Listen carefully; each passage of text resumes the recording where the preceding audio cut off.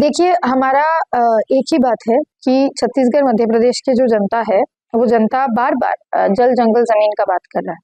आप देखिए, इस समय पे जब हम प्रेस वार्ता दे रहे हैं, छत्तीसगढ़ में आए दिन जो आदिवासी तबकों से जनता है या छत्तीसगढ़ के मूल जनता है, वो हर दिन वहाँ पे प्रोटेस्ट कर रहे हैं, आंदोलन कर रहे हैं कि उनकी ज़मीन को हड़प ली जा रही है सरकार द्वारा, उद्योगपति द्वारा।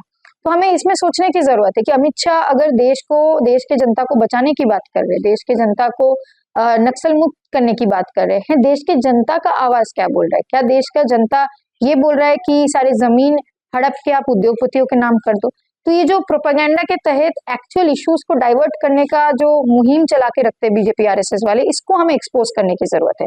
हमें एक्सपोज करने की जरूरत है जो सबसे बड़े राष्ट्रवाद के गीत गाते हैं, वही लोग जब जम्मू कश्मीर में हमारे सिविलियंस 26 से ज्यादा मारे जाते हैं, उसके बाद उनका कोई प्रेस वार्ता इसके बारे में नहीं आता है। उसके बारे में अभी तक जो हमारे प्रधानमंत्री है वो एक प्रेस वार्ता नहीं करते, एक बार भी नहीं बोलते कि सिक्योरिटी लैप्सेस क्यों हुआ था।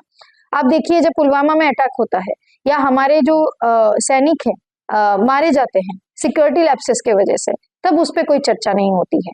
तो ये जो आरएसएस का प्रोपेगेंडा है, जिसके तहत उनको पता है कि जो लोग बुनियादी सवाल को सामने करने की एक मुहिम चला रहे, आंदोलन चला रहे, उस आंदोलनों को वो खत्म करने की कोशिश कर रहे। दूसरी बात है, जो आइडिया ऑफ डेवलपमेंट है, विकास है, जिसके तहत बीजेपी आरएसएस आपको और हमें समझा रहे हैं कि हम विकसित भारत बनाएंगे, हम विकास को लेके आएंगे। कौन सी विकास की बात की जा रही है?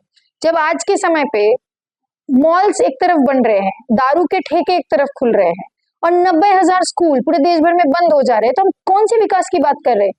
मॉल में, कॉफी की कैफेज में तब जा पाएंगे जब हमारे पॉकेट में पैसे होंगे, जब हमारे पास एम्प्लॉयमेंट होंगे। जब इस देश में एम्प्लॉयमेंट नहीं है, एक बहुत बड़ा तबका माइग्रेट करके विदेश में चला जा रहा है नौकरी ढूंढने के लिए, बच्चे यहाँ पे शिक्षा प्राप्त नहीं कर पा रहे क्योंकि स्कॉलरशिप नहीं है, ड्रॉप आउट हो रहा है, तो हम कौन से विकसित भारत की बात और डेवलपमेंट कर रहे हैं? ये तमाम सारी चीजें किए जा रही है क्योंकि इस पूरी देश की जो जमीन है, जगह है, रिसोर्सेज है, ये उद्योगपतियों के हाथों में देना चाहते हैं कि वो मुनाफा कर पाए और आम जनता जो है उनको सिर्फ ये यूज करे वोट के नाम पे।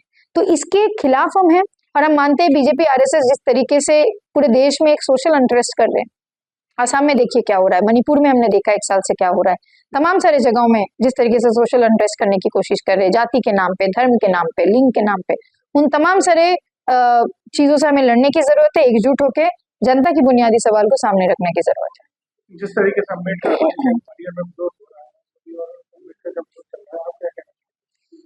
एक तरफ मोदी जी 14 अप्रैल हो, 6 दिसंबर हो, वो बाबा साहेब अम्बेडकर का नाम मुंह पे लेके बार बार उनका स्लोगन लगा के वो कोशिश करेंगे एक जनता के सामने दिखावा करने के लिए कि हमारे प्रधानमंत्री जो है बाबा साहेब अम्बेडकर को बहुत मानते हैं।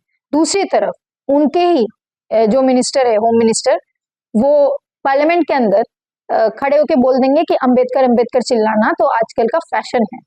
तो हम इस बात से, इन दोनों रिमार्क्स से हम देख पाते हैं कि किस तरीके से ये लोग अम्बेडकर की विचारधारा से घृणा करते हैं। ये लोग नहीं चाहते कि अम्बेडकर का विचारधारा सब तक पहुंचे। क्यों नहीं चाहते? क्योंकि अम्बेडकर ने सामाजिक न्याय की बात की है, सिर्फ बात नहीं की है, उन्होंने लड़ा है उस बात के बारे में।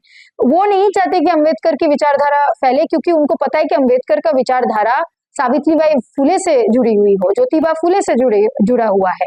और इन तमाम सारे लोगों ने सबकी शिक्षा की बातें की है, महिलाओं की शिक्षा की बातें की है, पिछड़े तबके की जो जनता है उनका शिक्षा का बात किया है। और मोदी जी और अमित शाह जी जब सरकार में, उनका सरकार है, तो क्या कर रहे हैं? ये स्कूल्स बंद करवा रहे हैं।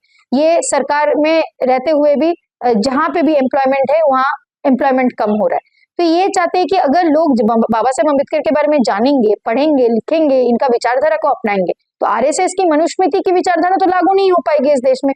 तो इसलिए ये नहीं चाहते हैं कि अम्बेडकर की बातें और फैले, उनकी स्टैचूज बने या उनकी आइडियाज पे कोई भी चर्चा हो।